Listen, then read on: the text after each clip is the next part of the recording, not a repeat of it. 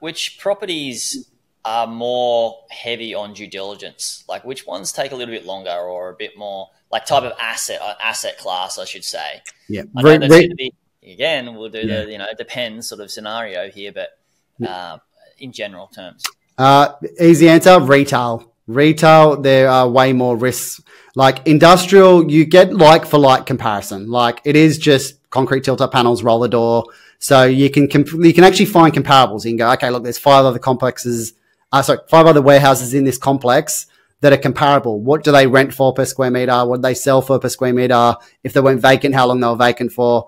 Then you can go like 500 meters away to another industrial complex and still assess the numbers where an industrial tenant doesn't really care if you're in this complex or that complex. It's just the numbers. So you're making that one based on the numbers and less the tenant. Again, unless it's like a big blue chip tenant, unless you're buying a Bunnings or like a big freestanding warehouse where the tenant's really important. So the smaller ones but retail, it's almost like a bit of a black art. You have to analyze the business. So you have to like how susceptible they are to failing, what their risk profile is, competition analysis. You actually have to assess the foot traffic in the area. It's going to sound a bit airy fairy, even the buzz of the area. Like, so we've inspected ones where they're all paying rent on time. That all looks really attractive. They're strong yields. But then you inspect the property and there's kind of no one there. Like they're all tenanted, but it's like a weird little ghost town kind of retail strip. And then other ones you go there and it's the same rent, but there's just hundreds of people walking around and you're like, okay, this is going to do really well long term. But understanding the business is where most people fall over with retail. The trap people fall into is they think they understand it. So they go like, oh, this location's great. There's a hairdresser there. I'd love to go to that hairdressing location, which is good in theory, but you have no idea how profitable hairdressers are, for instance. Most of them actually fail, but they don't fail in regards to closed shop. They normally get taken over by someone else.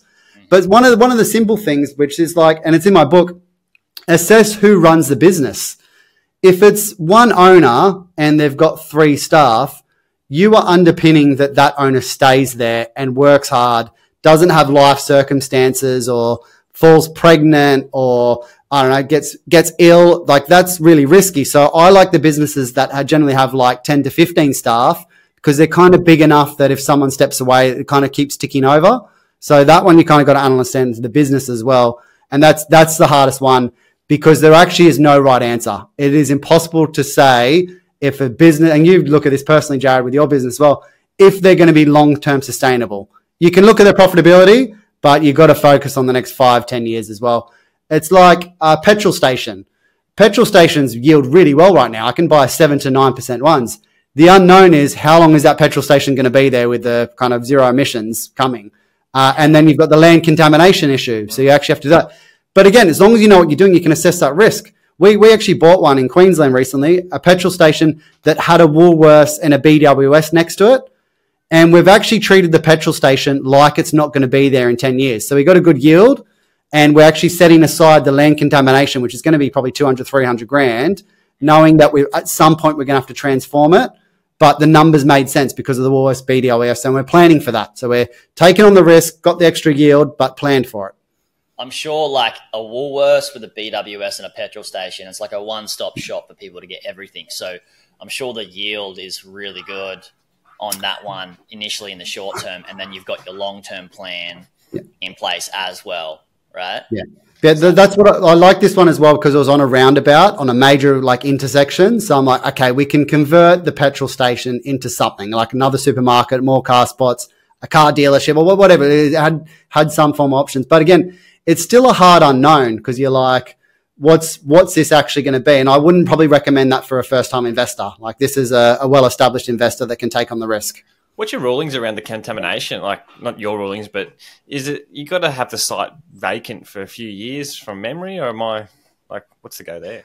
There's even part of due diligence. When we actually buy it, we do a land contamination study. So you actually pay for the study to see if it's already contaminated. It's just testing. I actually personally have never actually been through the whole thing. I've only kind of heard stories of it. But I normally talk to people that have done it and find out the cost because that's how I assess the cost. But I believe I've actually got a civil engineer in my team. And I think you're right. There's a 12 to 24 month testing once they've pulled it out. Sometimes they actually leave the tanks in there. So you'll actually leave the petrol tanks below and build on top. So I've actually bought previously a retail strip of shops that's sitting above an old petrol station when the tanks are still in there. And again, we took on the risk and we assessed it and we said, oh, what happens if it starts leaking? We have to knock it down. And that was part of the analysis as well. Damn. Yeah, the things you learn by doing it every day, hey?